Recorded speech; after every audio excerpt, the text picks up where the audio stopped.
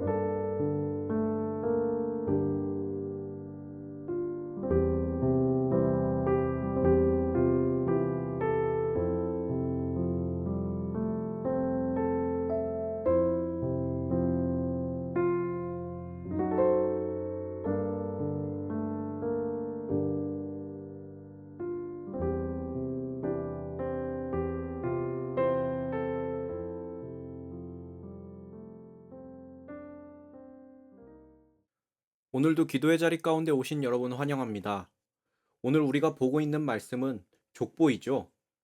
설교자로서 가장 설교하기 어려운 본문 중에 하나가 바로 족보입니다.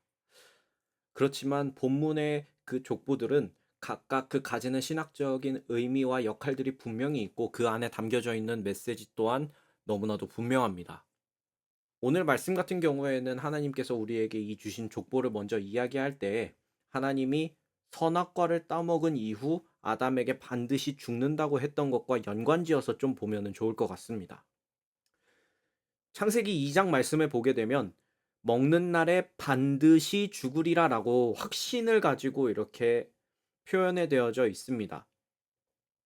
선악과를 먹고 나서 아담만 하더라도 930살을 살았고 그렇게 언급되어져 있는데요. 여러분, 이 족보에서 우리가 자세히 볼 것은 모든 사람들이 이 아담뿐만이 아니라 아담의 후손 모든 사람들이 1000살을 넘기지 못했다는 것입니다. 하나님의 시간에 하루가 1000년 같고 1000년이 하루 같으신 하나님의 기준에서 보게 된다면 인간은 하루를 넘기지 못하고 모두 죽은 것입니다. 먹는 날에 반드시 죽으리라 하셨던 말씀에 조금 지연된 것처럼 보일 수 있으나 이것이 취소되지 않았고 그대로 적용되었었다라는 것이죠. 그렇게 우리는 1000살을 넘길 수 없다는 단순 수학 계산으로 볼 것이 아니라 우리는 하나님의 하루를 넘길 수 없는 존재라는 것을 우리 기억해야 한다는 것이죠. 이는 하나님과 동행했던 에녹조차 마찬가지입니다. 그리고 성경에서 가장 장수했었던 무드셀라 역시 하나님의 하루를 넘기지 못했다는 것입니다. 반드시 죽으리라 하셨던 하나님의 말씀에 이 성취가 있었던 것이죠. 이것을 통해 우리는 하나님의 말씀을 벗어날 수 없는 존재라는 것을 인지할 수 있어야 합니다. 하나님의 하루를 넘겨 살아가지 못하는 작은 존재이지만 여러분, 예수님을 생각하셨을 때 예수님은 죽음을 넘어서신 것을 볼 수 있는데요.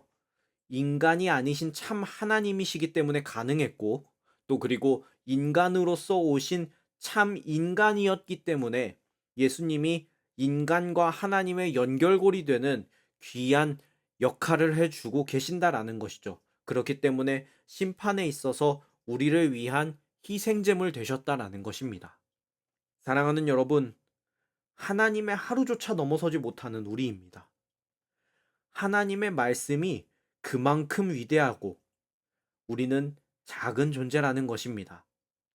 그리고 하나님은 하신 말씀을 어기신 적이 없으시는, 자신이 하신 말씀에 대해 끝까지 지키시는 분이라는 것을 잊지 않으셨으면 좋겠습니다.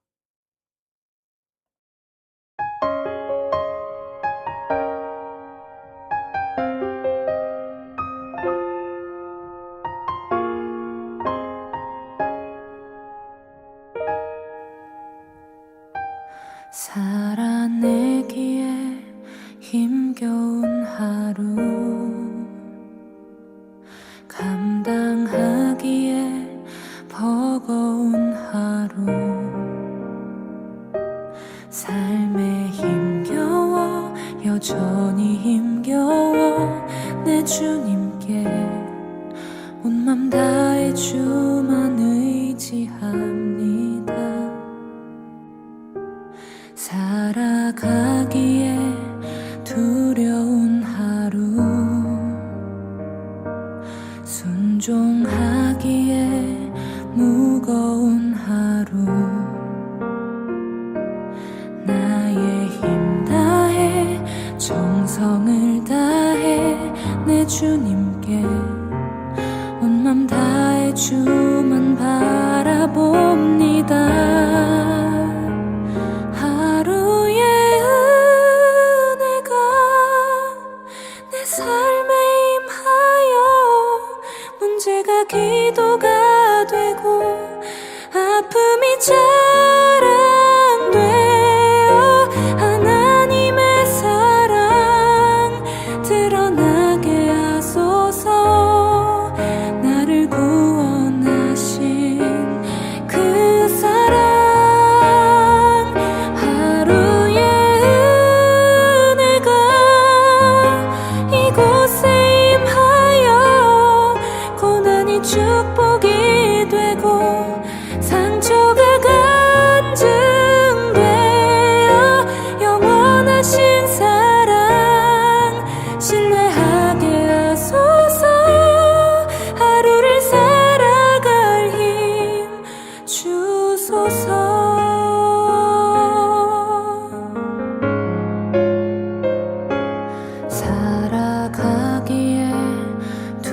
어려운 하루